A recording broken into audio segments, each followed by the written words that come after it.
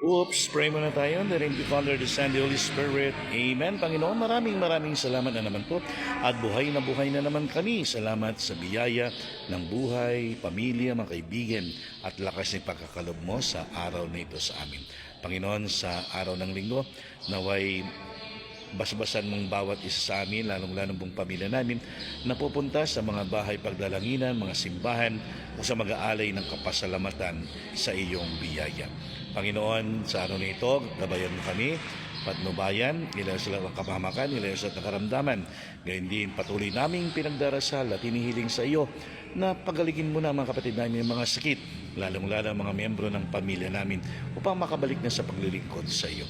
Panginoon, niling din na ng mga OFW kapamilya namin, mga kamag-anakan namin na lagi mo silang patnubayan, laging ligtas nawa sila sa kanilang ginagawa sa ibang bansa.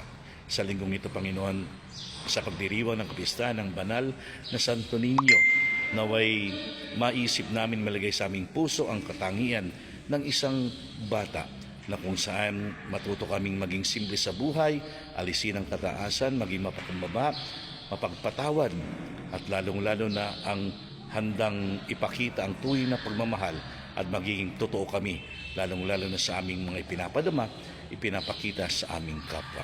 Naway ikaw ang maghari lagi sa aming mga puso, aming Panginoon. Amen.